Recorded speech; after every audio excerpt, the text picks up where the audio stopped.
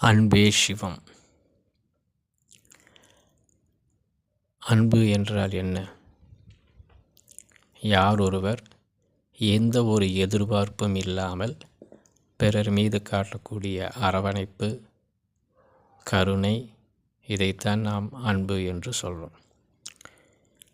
அதாவது ஒரு கணவன் மனைவி மீது காட்டக்கூடிய அன்பு, ஒரு தாய் தன் மகனிடம் காட்டக்கூடிய அன்பு, காதலன் காதலி, இப்படி ஒருவர் மேல் ஒருவர் காட்டக்கூடிய அன்பானது, இதற்கு பின்னால் கண்டிப்பாக ஒரு எதிர்பார்ப்பு என்பது இருக்கும். நான் உனக்கு இதை செய்கிறேன், நீ எனக்கு இதை செய் என்று ஒரு எதிர்பார்ப்பு இருக்கும். யார் ஒருவர் எந்த ஒரு எதிர்பார்ப்பும் இல்லாமல் நம் மீது கருணை பாசம் காட்டுகிறார்களோ அதைத்தான் உண்மையான அன்பு என்று சொல்லப்படுகிறது. அப்படி காட்டக்கூடிய ஒருவர் இருக்கிறார் என்றால் அவர்தான் இறைவன்.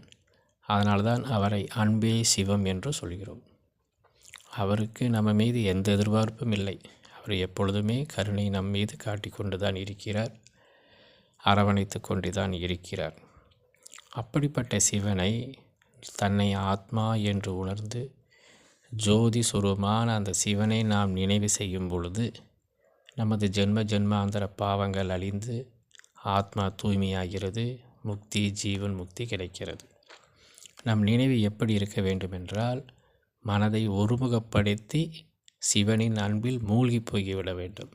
அதாவது ஒரு மலைத்துளி கடலில் விழுந்தவுடன் எப்படி கடலாக மாறி போய்விடுகிறதோ அதுபோல சிவன் நினைவில் நாம் அன்பாக, அதாவது அன்பாளராகவே மாறிவிட வேண்டும். அப்படி ஒரு நினைவு இருக்க வேண்டும், அப்படி ஒரு தியானம் இருக்க வேண்டும்.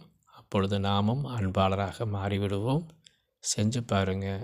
நன்றி. ஓம் சாந்தி. அன்பே சிவம்.